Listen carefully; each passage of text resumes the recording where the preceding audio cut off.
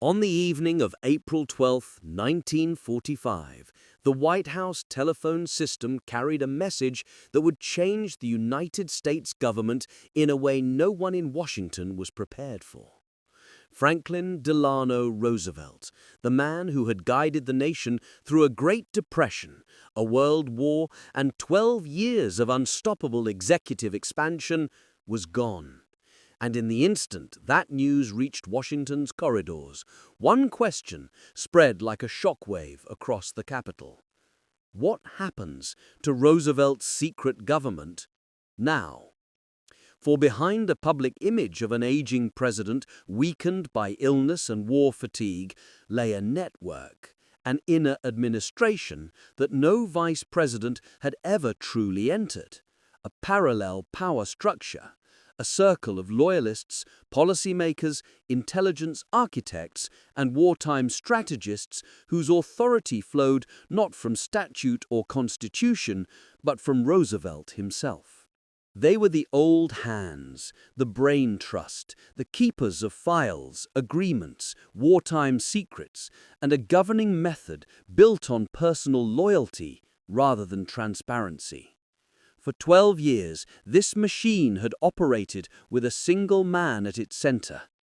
Now, that man was gone, and the person stepping into his seat, Harry S. Truman, had never once been invited inside. What followed in the hours and days after Roosevelt's death would become one of the most aggressive political resets in the history of the American presidency. Truman would not only take the office, he would dismantle the unseen structure Roosevelt had built around it. And to Washington, shocked and unprepared, it looked like this. The new President of the United States was firing almost everyone who held the real power, and no one understood why. The man who wasn't supposed to be president. Harry Truman entered the White House not in triumph, but in disbelief. Even during Roosevelt's fourth campaign, Truman had remained a backup choice, a compromise candidate acceptable to every party faction, precisely because he belonged to none of them. He had spent only 82 days as vice president, 82 days, and Roosevelt had spoken to him only twice.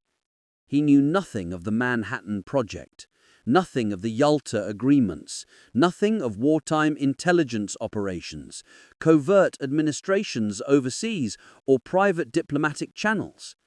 Roosevelt's closest aides intentionally shielded him, not because Truman was untrustworthy, but because he was unnecessary. He had spent 82 days as vice president without Roosevelt sharing or explaining a single thing. He wasn't to be there long. And so, when it happened, Truman inherited a government where the real levers of power were held by people who did not view him as a successor, but as an interruption. Within minutes of taking the oath, Truman realized what that meant. The room around him was full of Roosevelt's loyalists. They watched him the way a boardroom watches a temporary replacement, curious whether he understood where the real authority lay. He sensed it immediately. They didn't fear him, they didn't respect him, they didn't even think he should be in the building. And in that moment, Truman, who had lived his life underestimated, made a decision that would define the modern presidency. He would not govern inside Roosevelt's shadow. He would erase it. The secret machine Truman inherited. To understand why Truman's purge shocked Washington, you must understand the system Roosevelt had built. It was not a conspiracy, it was not illegal, but it was unprecedented.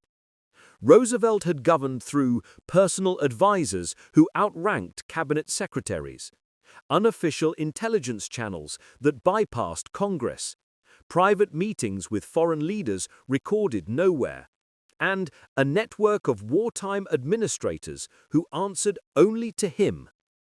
And because Roosevelt had been president for 12 years, longer than any before or after, this structure had become entrenched.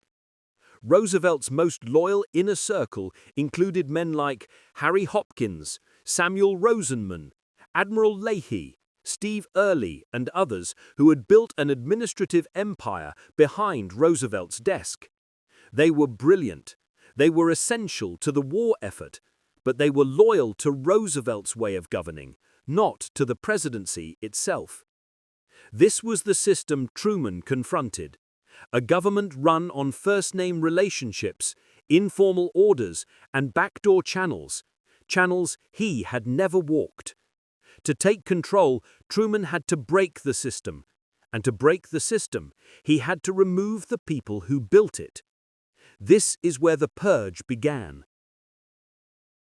The first 24 hours. Most Americans believed Truman simply continued Roosevelt's legacy. The truth is the opposite. Historical records show that in his first 24 hours, he refused to renew positions held by several Roosevelt insiders. He replaced Roosevelt's inner advisors with his own chosen staff. He demanded access to all classified files, something the old circle resisted.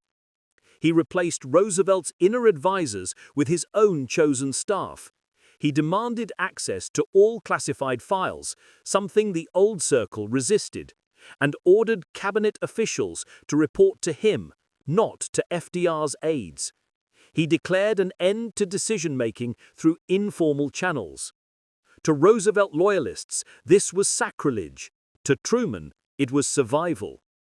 But the true moment Washington realized the Roosevelt era was over came not from Truman's personnel changes, but from a single command, issued on his first full day as president. Everything comes across my desk now. No more side doors, no more back channels, no more private fiefdoms inside the executive branch. The secret government Roosevelt ran from his living room chair in the White House would not survive the night. Washington's reaction, confusion, and fear. To the political establishment, Truman's sudden assertion of control was unsettling. Reporters whispered, officials panicked. Roosevelt loyalists shuffled through the West Wing like ghosts, uncertain whether they still had jobs or purpose. He began reading classified files Roosevelt had never shared. He reviewed intelligence Roosevelt kept in private safes. He met generals and scientists Roosevelt had kept away from the vice presidency. And as he did, he realized the truth. Roosevelt had governed through a system only Roosevelt could control. If Truman allowed it to remain, he would never be president, only a caretaker. This was the moment Truman became something Washington had never expected. A man who could stand alone in a room full of giants. The first firings. There were no press releases, no announcements, no public drama. The first dismissals were delivered quietly, directly, privately. But Washington felt the tremors instantly. One Roosevelt loyalist reported leaving the White House whispering, "He's dismantling the entire thing." Yes, he was. Why Truman did it? At first glance, Truman's purge was political, a consolidation of power. But the deeper reason was much simpler. He needed clarity. The United States was nearing the end of the most destructive war in human history. He needed a government that told him the truth. He needed advisors who believed he belonged in the room. He needed a system built for accountability, not personal loyalty. He needed to govern as Harry S. Truman, not as Franklin Roosevelt's ghost. So he removed the ghost. Piece by piece, person by person, department by department, until the White House became his. This decision stunned Washington, but it also reshaped American presidency forever. Roosevelt had built a wartime monarchy. Truman built a modern executive branch. One era collapsed, another began. And the shockwaves would define American politics for the next century. The war Truman inherited and the secrets Roosevelt never shared. When dawn broke over Washington on April 13, 1945, Harry Truman sat alone in the Oval Office, a room he had only visited twice in his entire life. A briefing stack rested on his desk. The papers inside represented the true weight of the presidency he had inherited less than 24 hours before. But something far more troubling lingered beneath those documents. The secrets Roosevelt never told him. At first, Truman assumed he only needed to get up to speed. But as Truman opened the classified files, a realization settled over him like a cold shadow. He was stepping into the middle of the most complex intelligence web in American history, and Roosevelt had given him none of the threads. The first shock: America's wartime empire. The documents revealed a United States that Truman barely recognized. Under Roosevelt, the nation had transformed from a republic fighting for survival into a global war empire. An empire managed through personal directives, secret agencies, and presidential authority stretched far beyond the Constitution's normal limits. Truman learned that the United States controlled supply lines feeding 40 allied nations. American troops occupied territories across the world. U.S. intelligence ran operations in nearly 70 countries. Roosevelt had committed America to post-war agreements Truman had never even heard of. With his death, the threads holding that world together loosened instantly. And the first question Truman faced was terrifying. How much of Roosevelt's shadow government system still functioned, and how much of it depended on the personality of the man who was now gone? The second shock: the secret agreements of Yalta. In February 1945, Roosevelt met Stalin and Churchill at Yalta. Truman had not been invited. He had been told nothing afterward. Now, reading the transcripts for the first time, he discovered promises made to Stalin behind closed doors, agreements for post-war borders Truman had never endorsed, concessions in Eastern Europe that Roosevelt's staff had not briefed Congress on, a vague but dangerous blueprint for dividing Europe into spheres of influence. But to Truman, it meant something entirely else. He was entering negotiations with the Soviet Union without knowing which promises the United States had already made. To govern effectively, he needed transparency. To gain transparency, he needed control. To gain control, he needed to eliminate the old network that had kept him in the dark. The fourth shock: the pending end of World War II. As Truman scanned the war briefings, a grim truth emerged. The end of the war in Europe would not be simple. The collapse of the Third Reich would create a vacuum that every Allied power would rush to fill. The Soviet Union was preparing to take Eastern Europe piece by piece. Japan was near defeat, but still capable of fanatical defense that could cost millions of lives. He needed a team he could trust, loyal not to Roosevelt's memory, but to the office of the presidency itself.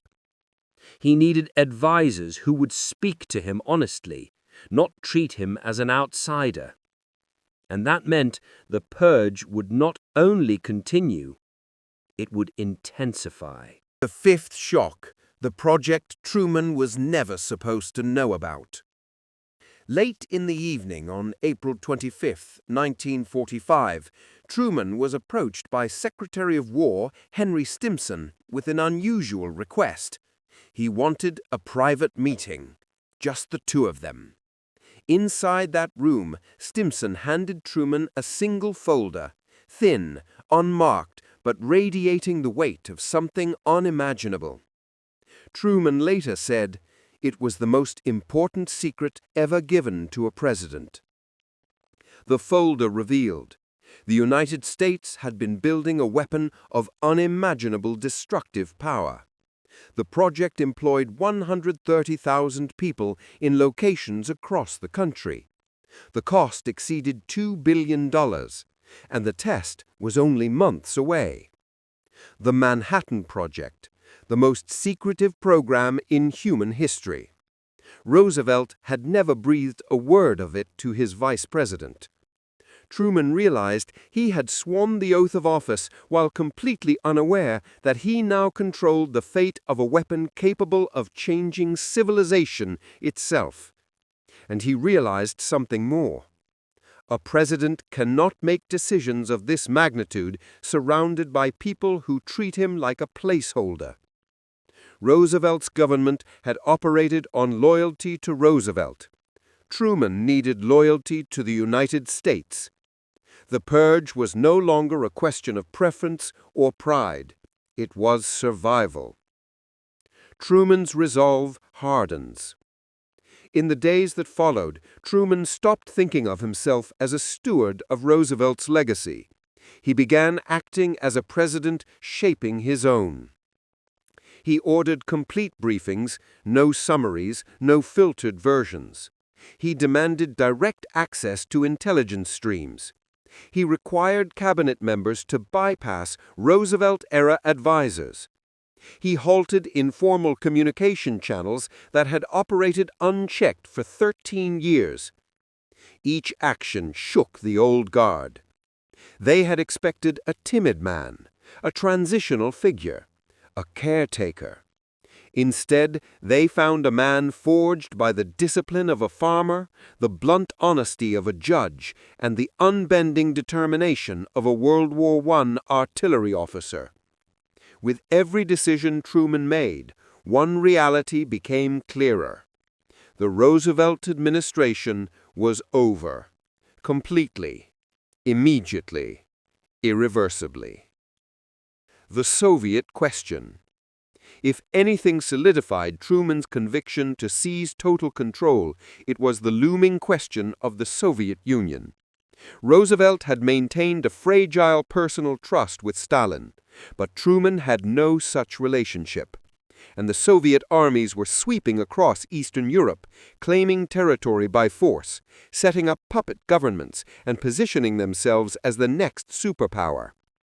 The confrontation between the United States and the Soviet Union, the early seeds of the Cold War, required a president who controlled his own administration. Roosevelt had governed through personality. Truman would govern through structure. And that meant one thing. Roosevelt's secret government had to be dismantled before it became a liability in a new global order. The cost of clearing the shadow. As Truman prepared to remove the remaining pillars of Roosevelt's private governing network, he understood the risks. He would anger the Democratic Party establishment. He would be seen as ungrateful, even treacherous. He would face political isolation early in his presidency. But he also understood something deeper.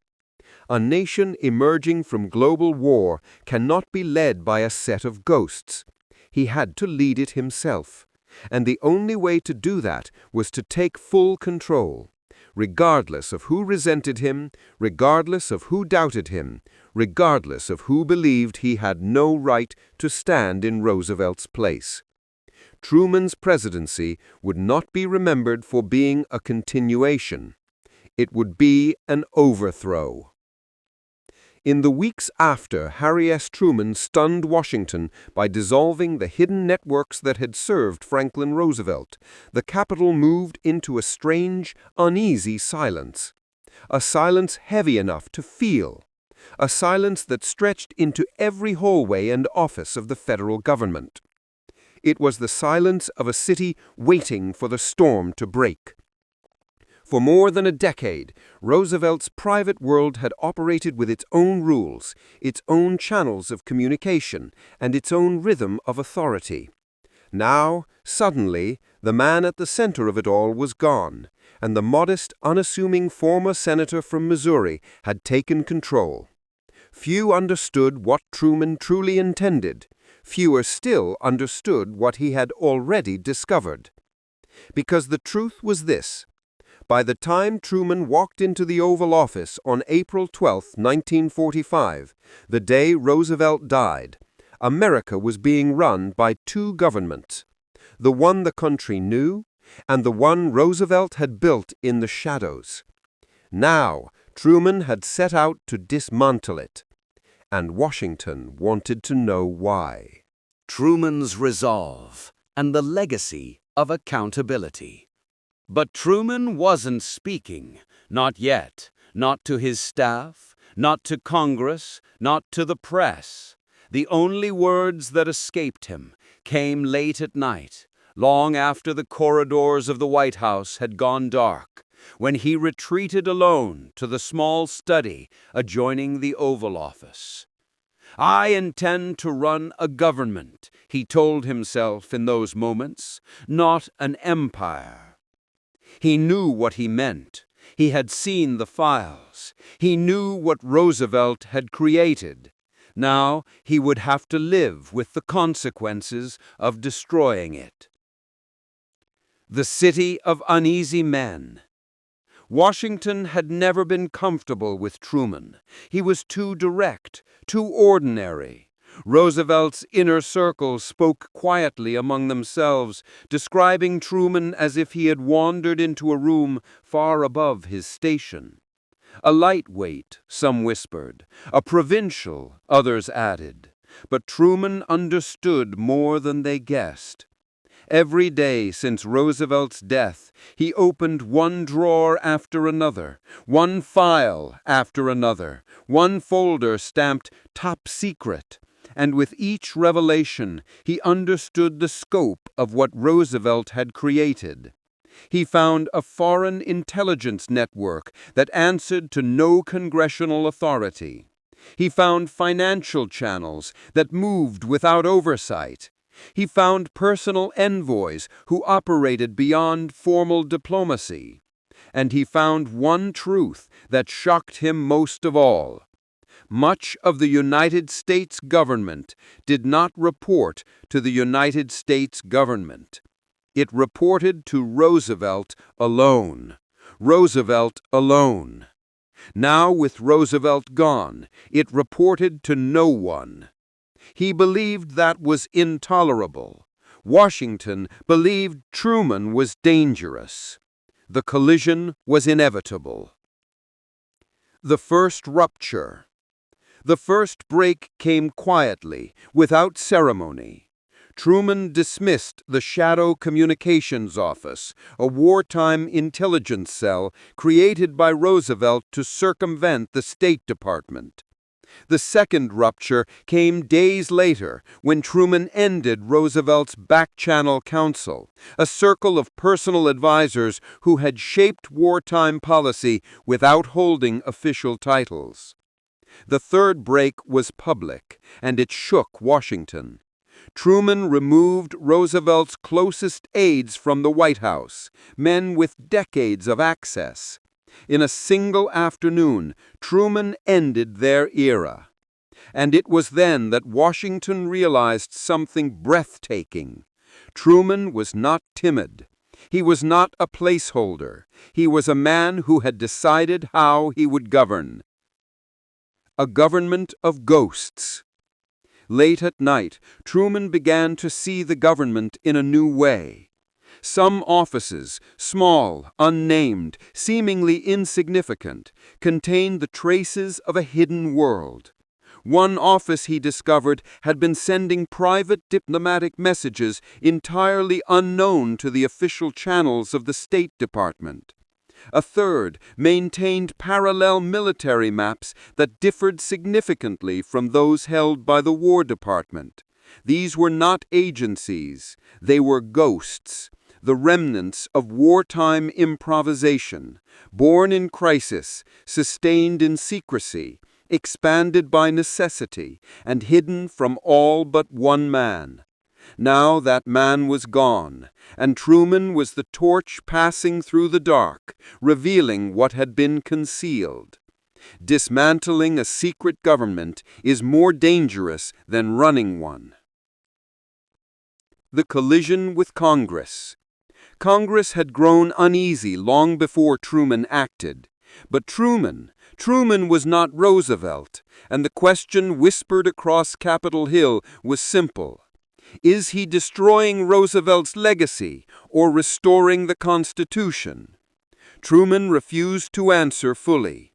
It was necessary, he said simply. And in those 3 words, Congress understood something unsettling.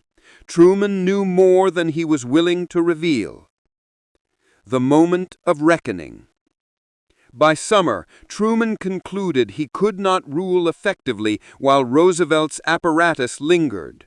Too many loyalties lay with the old master, not the new. The night before he acted, Truman walked alone through the empty West Wing. He whispered, almost to himself, "Your war is over, Franklin. Mine is not."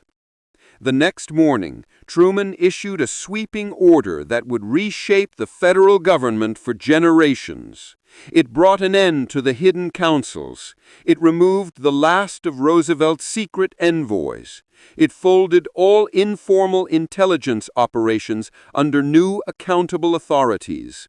It forced every foreign contact, every diplomatic message, every domestic operation back into the sunlight of constitutional governance.